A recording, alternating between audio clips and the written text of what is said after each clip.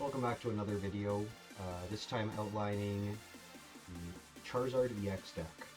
Now I put this one off for quite a while, largely just because, I'm just not that much of a fan of the deck. I respect it, I think that it's very interesting and it does a lot, and it's got a lot of longevity as well. I remember playing this game a couple years ago, well, quite a while ago. I don't remember specifically when, but you'll see somewhere here, if I can even find it. I played Charizard with Lost Box. I think I played Arceus Charizard. There's been so many permutations because, like, the core of this deck, just this Charizard EX card, is so good that you can build so much around it. So, let's look at the cards in here. Now, the deck is Charizard EX, but ultimately, I would call it very close to Pidgeot control as well. One of the most vital things to get into play with this deck is your Pidgeot EX. Being able to quick search every turn is very, very important. It's not like you probably could win a game if you just got your Charizard EX into play and Infernal Rain and then, pop a Dusknoir to increase your damage and continue on. But your Pidgeot allows you to get the cards that you need every turn to kind of keep your momentum going. So I would say Pidgeot is a large part of the success of this deck. And I think that they're both on the same rotation schedule anyway, so you're probably going to see Pidgeot with every permutation of Charizard EX. Unless something insane shows up that's just dramatically better for it. But I don't see when that, or how that would happen. Previous versions of this deck did run Bibarel as like a draw engine. Actually, the deck that I showed off at the end of the last video did have a Bibarel in there. But this version of the deck just relies on... a little bit... That's kind of... It might be a tiny bit loud. Hopefully it's fine. You might see some versions of this deck. Obviously, all of them will be running Fezandipiti, but some might run like MEW or something. But you kind of just get your Pidgeot in play and, rely on it to get the specific card that you need. And if you need more draw, then you grab like a Professor's Research or something. Maybe an Iono, I don't remember if we have Professor's Research in here. I don't think we do. But yeah, so the general strategy with this deck is get your Charmanders and your Pidgeys into play turn 1 if you can, and then look to evolve on turn 2. Your Pidgey, obviously evolving into Pidgeot with a rare candy, allows you to then grab any one card that you want every turn. And your Charmander evolving into Charizard allows you to use Infernal Rain to attach up to 3. It's very hard to read that with this version of the card, actually. I don't know how to switch. Let me just click on that. When you play this from your hand to evolve one of your Pokemon during your turn, you can search for up to 3 basic fire energy cards and attach them to your Pokemon in any way that you'd like, then shuffle your deck. A lot of the time these days with this deck, you're probably just going to be attaching 2 of those to Charizard EX and then moving on. In some very specific scenarios, you might attach 2 to this Charizard and then 1 to Radiant Charizard just to get it ready to use Combustion Blast. Notably, Radiant Charizard is actually going to be rotating, but it's worth looking at its effect and its attack. So its Excited Heart ability allows it to attack for 1 colorless less for each prize your opponent has taken. I should say, actually, I said Pidgeot is kind of the core, but the main mechanic of this deck, both with, obviously, Radiant Charizard and also Charizard EX, is that you want your opponent to be, if not ahead on prize cards, at least a couple of prize cards in to really, start pumping out the damage. So for Charizard EX, you can see that it's Burning Darkness attack, which costs 2 fire, so that's why you attach 2 fire when you put it down. It does 30 more damage for each prize card your opponent has taken. So it starts out at 180, which is fine. It's not that great for 2 energy. But as your opponent starts taking more prizes, it's 210, then it's 240, then it's 270, then it's 300.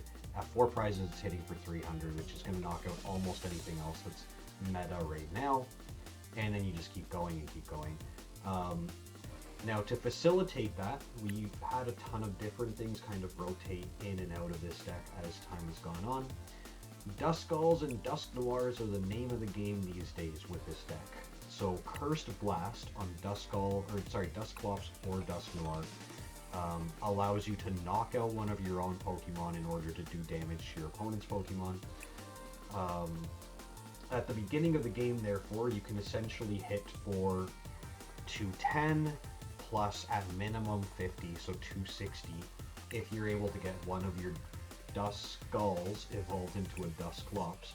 And if you can rare candy it all the way up to a Dusknoir, then you're hitting for 130 plus an additional, 210, so you're killing anything in the game. Similar to what I talked about with Terrapagos, actually.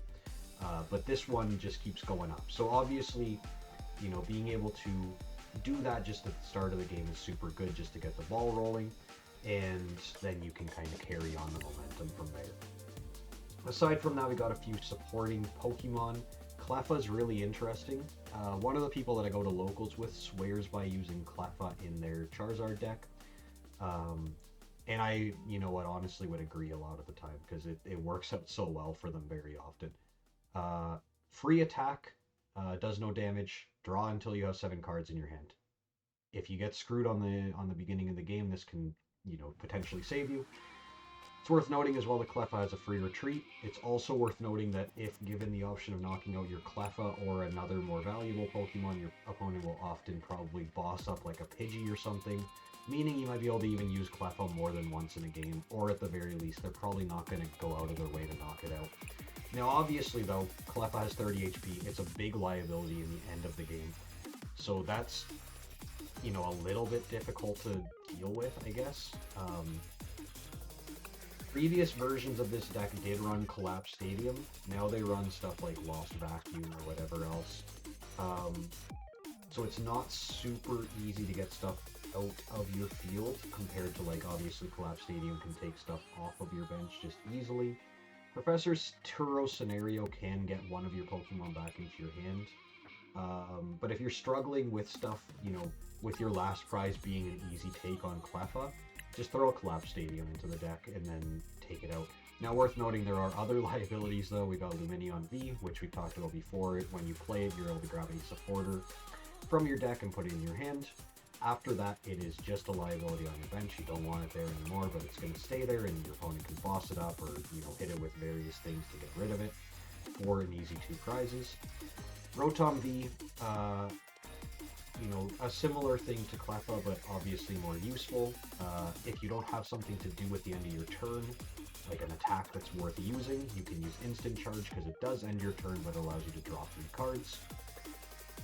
Pretty good. Once again, it's kind of a liability because it's got 190 HP. And then Fezandipiti, obviously, you see this in everything. If your opponent knocked out one of your Pokemon during their last turn, then you get to draw 3. Which is really good. But it also has lower HP, so it's also a bit of a liability. Pidgeot is actually a fairly high HP. It's not as high as your Charizard, but people, if they're able to knock it out, the question is, do I knock out this or do I knock out the Charizard? The Charizard can attack, but then, Pidgeot can just grab another thing and maybe you can just evolve a Charmander again. That is kind of the conundrum that people run into when dealing with a Charizard EX deck, right? It's like, what do you have in your hand and what will be the most impactful if I knock it out on the field? Oftentimes that's going to be just taking out their Charizards a couple times, but the Pidgeot, if you can get their Pidgeys before they evolve into Pidgeot, this deck is running on Steam for a long time. I would usually say anyways. What else do we have? We talked about Radiant Charizard. Charmeleon, if you can't get a rare candy to evolve your Charmander into Charizard, then Charmeleon can be pretty decent to get it up there. It's worth noting that this version of Charmeleon has higher HP than other versions and also has this Flare Veil ability to prevent effects of attacks done to this Pokemon, used by your opponent's Pokemon done to this Pokemon. So if your opponent has like what's the stupid thing? The one that has an instant KO move, that would be prevented by Flare Veil. And then, obviously some other things. If your opponent has a Pokemon that poisons, it would also, if it was an attack, it would also be prevented by that. So situationally could be useful. Also useful just in general to have middle evolution stages on some of your Pokemon, especially main attackers, because some people run TMD evolution or devolution, whatever, which if you have a Charizard evolves from a Charmander using Rare Candy, then you need to get another Rare Candy to evolve it again. So, you know, couple interesting things there. You'll find TM Devo in some specific decks. I think that Gardevoir runs it, and then a lot of other kind of more rogue stuff. Looking at the trainers here, you would actually think, especially because, and actually this is worth noting as well, there is a Charizard deck, like League Battle deck, that has come out within the past couple weeks that is pretty decent to start out. It will have a lot of the cards you see here. It won't have a Fezandipiti. I don't think it has Lumineon V or Rotom V. It doesn't have anything that's rotating soon, so it also doesn't even have Radiant Charizard. But it has some other stuff. I think it's got Moltres or something in it. It doesn't have the Duskull, Dusknoir, Dusclops trio either, so it's running like an older version of the deck. But also notably, it doesn't have Unfair Stamp because it has Prime Catcher. People will just buy that deck for the Prime Catchers because Prime Catchers are expensive and annoying to find and annoying to get. But funnily enough, you don't even run them in that deck. Or at least most people don't. Because of the ease of putting your opponent ahead on prizes by using, like, if I am at the same amount of prizes as my opponent, I can... Sorry, I'm going to switch the music. This is just confusing me. Hopefully that'll be a little bit easier. We'll see. I'll change it again if I need to. If you're at the same amount of prizes as your opponent, you can use a Cursed Blast from one of these two to put your opponent ahead temporarily enough to just use a Counter Catcher. And then once you Counter Catch, then you can just, you know, what was the point of having a Prime Catch? I guess the Prime Catch puts one of your Pokemon in the active spot, but then if you're using Charizard right, most of the time you can just put your third energy onto one of your other Pokemon to retreat it if you need to. So ultimately, Prime Catcher feels like a waste most of the time. And therefore, Unfair Stamp can also be good, because when your opponent I need to switch this again, this is ridiculous, whatever this music is. Let's just go on to this one. Some nice, easy listening music. Easier anyways. It's from Sonic Frontiers, I like it. So yeah, Counter Catchers instead of Prime Catchers and bosses and whatever else here. Unfair Stamp, because when your opponent takes a card, or takes a prize, you can then switch over to, how do I say, you can then kind of pull the rug out from under them by using Unfair Stamp to, oh actually I should talk about what it does, because I don't know if I've done that in any other videos. It's like Iono, but you shuffle the cards into your deck instead of putting them on the bottom. It's an item card, and no matter what, you draw 5 and your opponent draws 2. So, very mean to your opponent when you use this, but it was unfair than to knock out your Pokemon, so there you go. Okay, we got Buddy Buddy Poffins, obviously. With these, you're generally going to be putting a Pidgey and a Charmander. Hopefully you get more than one of each of those, you know, available to you or whatever. If your opponent's really mean, they'll try and snipe multiple Pokemon in one turn using, you know, damage spreading attacks or whatever, but ideally you want to have at least one of each of those to evolve on turn 2. 4 rare candies, because you're trying to evolve both your Charmanders and your Pidgeys and your Duskulls into Dusknoirs sometimes as well using those. So you're kind of, even 4 feels like not enough sometimes with rare candies with this deck. Super Rods, because you're only running 5 energy, 5 basic fire energies, and as soon as one of your Charizard dies, that means you have almost no energy remaining, especially if you've discarded to retreat. So once you do that, you use your Super Rod to put 3 energies back into your deck, and then at least they're available when your next Charizard evolves. You can use Inferno Rain to grab them out of your deck again. Forest Sealstone, obviously, you just use that to grab one of anything one time. You would throw that on one of your 2B Pokemon to do that, and a lot of the time that'll end up being grabbing either a Pidgeot or a rare candy if you don't have the other one. Situationally, well actually a lot of the time you can even Arven to grab Forest Sealstone and rare candy, and then use Forest Sealstone to grab Pidgeot, and then once you've got Pidgeot, then you can grab one of anything, but you can do that every single turn. So that's a very, common way to play this deck. So you want Arvens, that's why, actually we'll look at that. You got 4 Arvens. Arven is just ridiculously good for this deck. What else do we have here? Ionos, similar. You can kind of force your opponent to be at less prize cards and then screw them over by using an Iono, same as Unfair Stamp. But, even just using Curse Blasts and stuff like that. Boss's Orders for taking, whatever you need to. Professor Turo's Scenario is very situational. I've got this in the deck just because I copied a deck from, who played this? Let's see here. David Wallarian Rizpika, 13th place regional recently. David Zhang, there's a bunch of people that played this specific deck list. It's on Limitless, anyways. But theoretically, you can use this to pick up one Pokemon in play. So, if you have a liability that's being hit, you can pick that back up. Or if your Charizard is like low on HP but it hasn't died, then you can also use this to pick it up. Or, there's a lot of scenarios where you might want to use Professor Turo's Scenario. Thornton. I don't know that we've talked about Thornton either, but if we haven't, basically it allows you to swap a basic Pokemon on your, or just in place, not on your bench or in the active, but just anywhere that you have it with one of the Pokemon in your discard pile.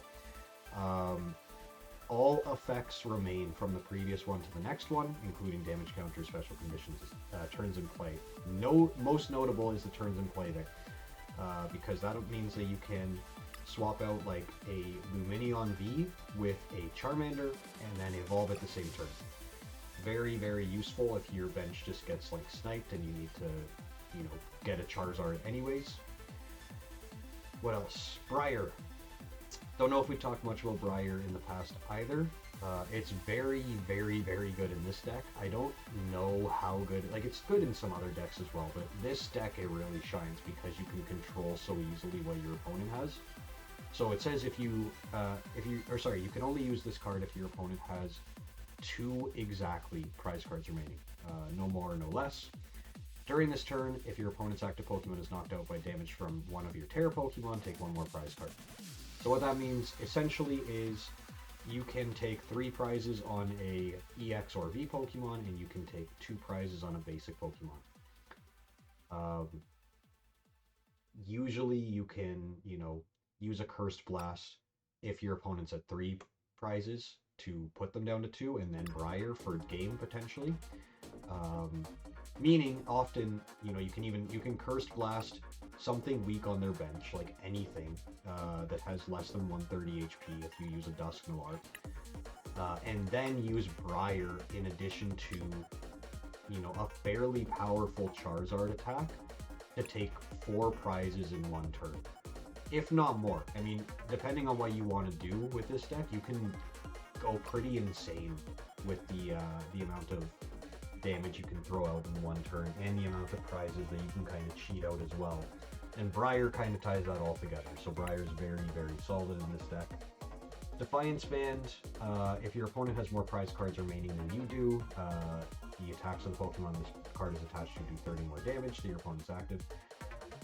You don't see this all the time, I think, in Charizard decks these days, but it's still very, very good. Especially in the Duskull Dusknoir variants of the deck, because you can, once again, force your opponent to be ahead on prize cards just long enough to make use of stuff and then pull yourself back ahead afterwards. So being able to just add an extra 30 onto your Charizard's attacks is always relevant. Now we get into more situational stuff. Lost Vacuum it basically allows you to take a Pokemon tool or a stadium in play and put it in the Lost Zone. We haven't talked much about the Lost Zone. I'd love to talk about Pikachu Lost Zone or Lost Box or whatever at some point, but there's a couple of Pikachu variants that I'd like to talk about a little bit. But the Lost Zone is essentially like a graveyard that you can't grab stuff back out of. Think Banished in Yu-Gi-Oh! Or I don't know how many other alternatives there are. Basically, those cards are gone. So you put one card from your hand in the lost zone, and then one of your opponents, or just a thing additionally in the lost zone. Either a tool or a stadium just goes away, right? Situationally very, very useful, used to counter some very powerful things. You know, even just using Lost Vacuum to get rid of a Area 0 under depths to mess up your opponent, or, you know, any number of other things. Jamming Tower, whatever. Like, there's so many options. Night Stretcher, there's a lot of situations where you'll use this, but one of them that can be very strong is using Dusknoir, popping it, using Night Stretcher to bring it back, putting it on your second Duskull to evolve, and then popping it again, another Cursed Blast, to, you know, just kind of severely mess with your opponent in one turn. Canceling Clone. I played a game against one of my buddies today, actually, where he was playing Charizard and I was playing a super weird Regigigas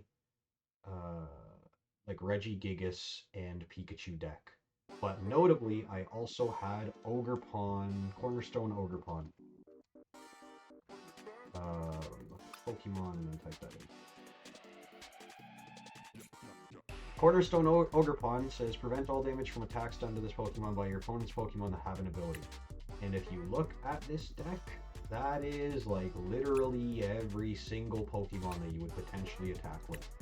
And some of the ones that you would never attack with.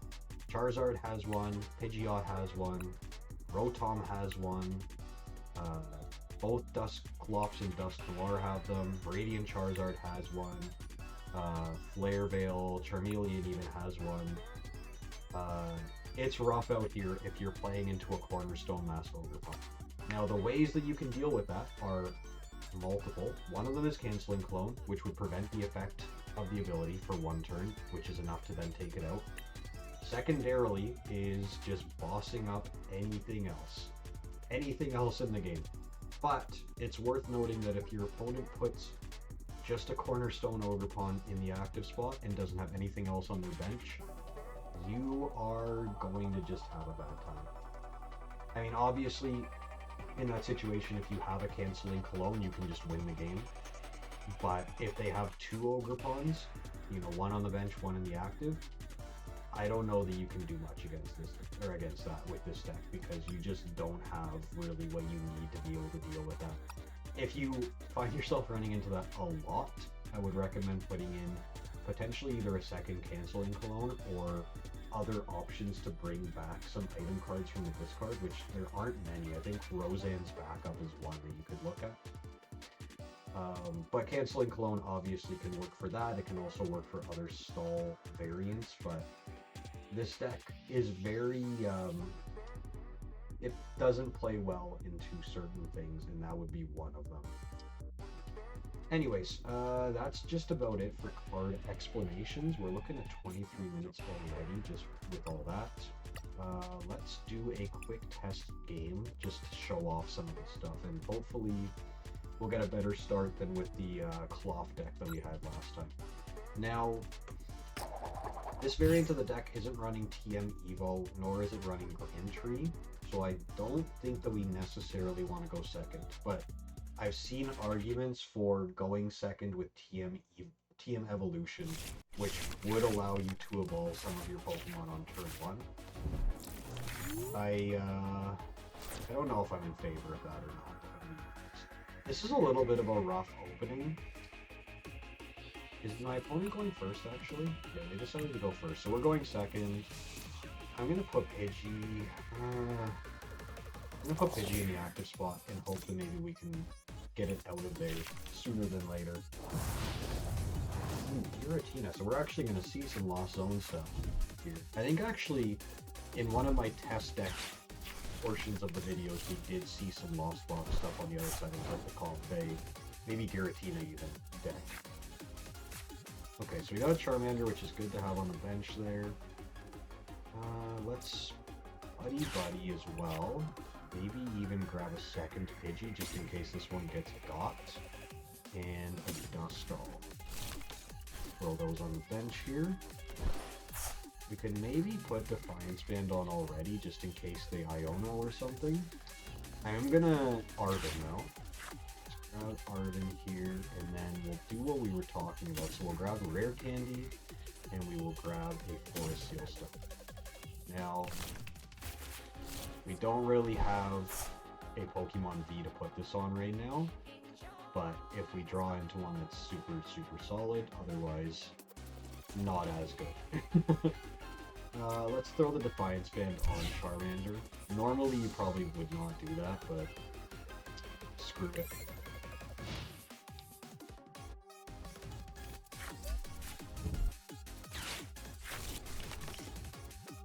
Yeah, so we've got 2 Comfeys set up there. Another one there. This opponent's deck is all about... Oh, he's actually going to boss up. He's going to boss up that though? What the...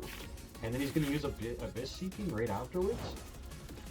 I tentatively agree with bossing up Fezandipiti, specifically in this matchup, but that's still kind of odd. But it'll actually allow me to show off this. So, because I've got Fezandipiti in the active spot, and I can't evolve my Pidgey into Pidgeot this turn, because I just don't have a Pidgeot, I will just go straight for the evolve Charmander into Charizard, activate Infernal Rain, say yes, and then, oh, so notably we only have 4 energy in our deck right now, so one of them's in the prizes. So, we're going to take 3, and we're going to put 2 of them on Charizard, and 1 of them on Fez. The one on Fez is so that it can retreat. Do that here, and bring up Charizard.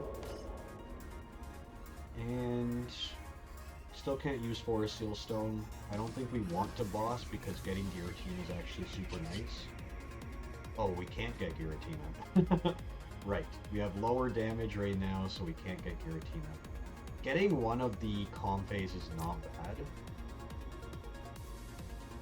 It is a little rough. We're playing a little bit fast for this deck as well. Like, in an ideal scenario, your opponent will just take a prize. So him not taking the Pidgey is less ideal for us than otherwise, I would say. Because we want to be, not behind on prizes, we just want our opponent to have taken prizes, right? So, anyways, that makes no sense. And using a Super Rod for 1 Comfey also makes no sense. The AI does not know what it's doing here, literally at all. The Jet should have been used to bring up a Comfey, and then afterwards to retreat the Comfey into another Comfey. Let's use Arven, grab out what we want here. Could just use Nest Ball to grab, like,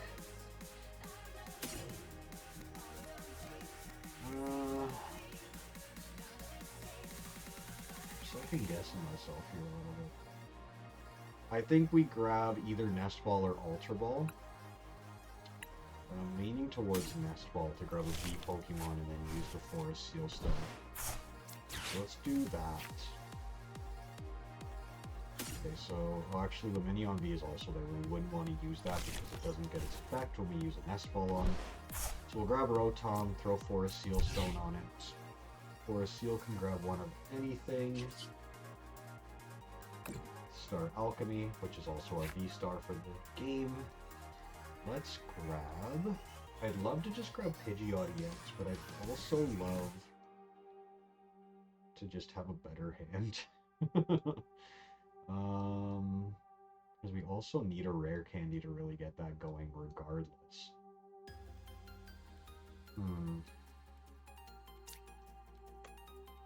So let's,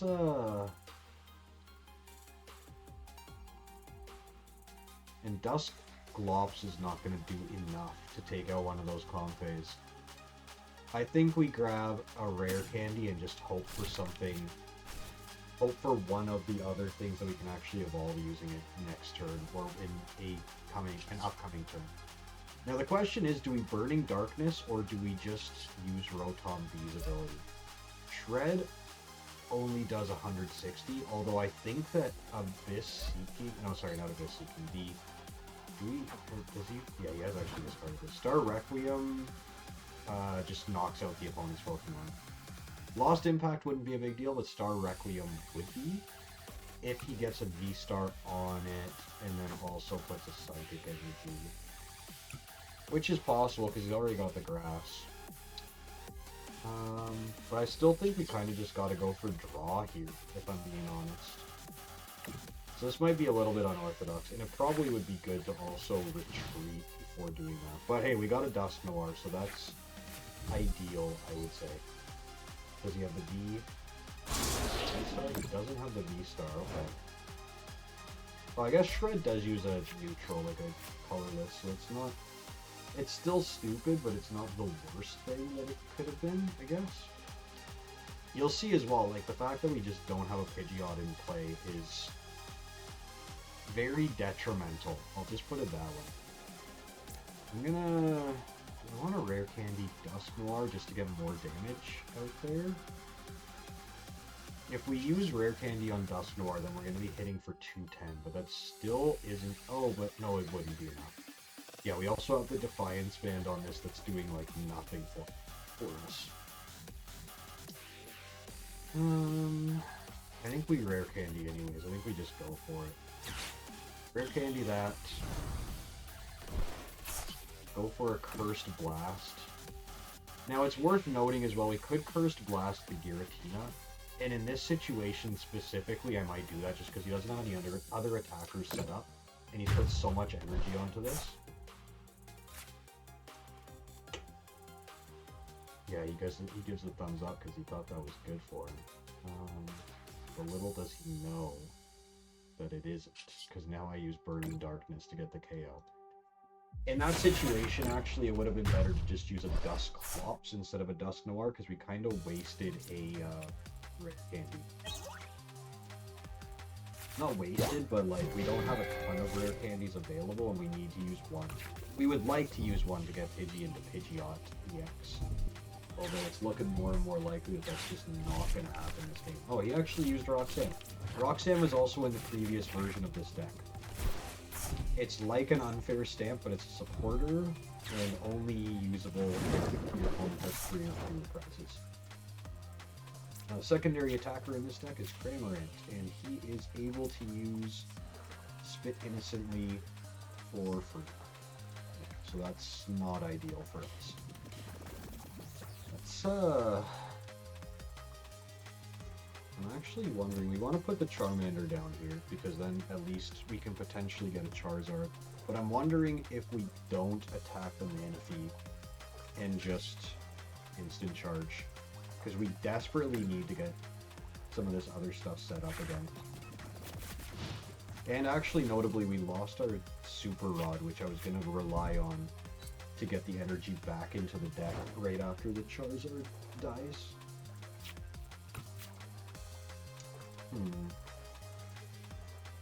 Having the energy in hand is not actually super good for us.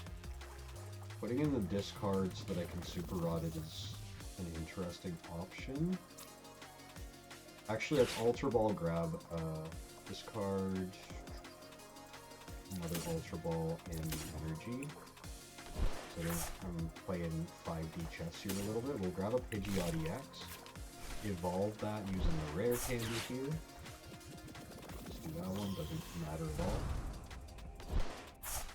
And now we have the option to Quick Search. Now I want to Quick Search out probably a Bosses to bring up Cramorant, because it is the attacker in that deck.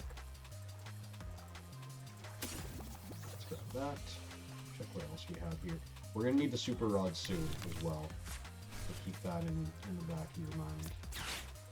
But we're going to boss up Cramorant, because nothing else is really going to go for a big attack right now. And then Burning Darkness it.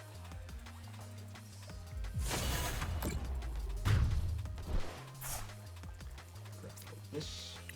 See what we get. Hey, there's the last energy.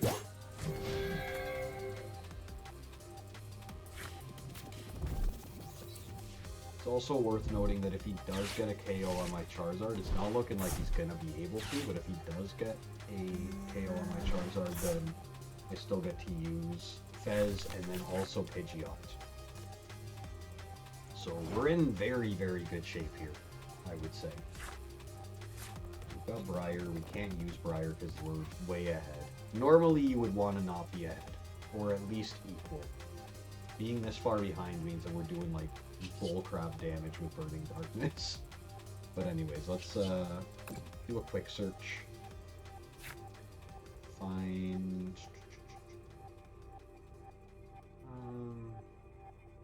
honestly, there's not that much to note. I'm gonna grab a Super Rod so we have it available to us again.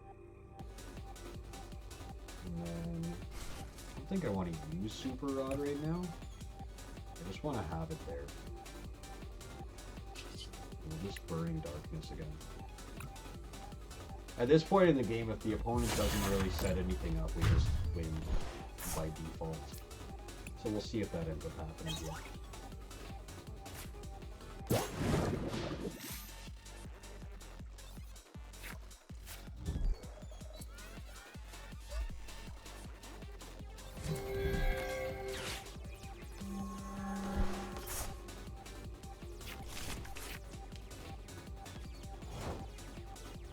And we're just going to take the win here. I am very sorry, this is not a particularly, representative version. I'm actually going to use Lost Vacuum just to demonstrate this. So we'll throw Briar in the Lost Zone and just get rid of the Beach Court here.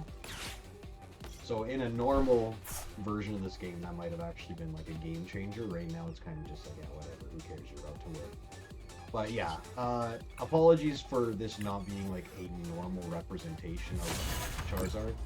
Granted, you never know what you're going to run into. Someone might run into you with a Lost Box, and then now you'll know some of what's going on. But they probably won't play it as weirdly as this deck did. Like, putting Giratina in the active and everything, that's wild. But anyways, hope you enjoyed all the explanation and the, the demonstration and all that. If I explain anything incorrectly or weird or whatever, feel free to correct me or just, chime in the comments one way or another. If you enjoyed it, I'm, making these videos as regularly as I can, so please subscribe if you want to see more. And leave suggestions as well. I'm going down the list on Limitless of, like, top decks right now. So I've done Regidrago, this one's the Charizard. We've done Cloth, as well as regular Terrapagos. We've done Raging Bolt. Snorlax, Stall, and Gardevoir we have not looked at yet, so I'll probably get those ones ready to go as well. And then looking further down, we looked at Golden Go as well. Yeah, so we've done a lot of the stuff on the kind of top of Limitless. But once I get through a lot of that stuff, then I'm going to be looking for more suggestions, and then maybe just, other stuff that you guys want me to do. So yeah, leave your suggestions if you'd like to as well. And thanks for watching. I really appreciate it, and have a good one.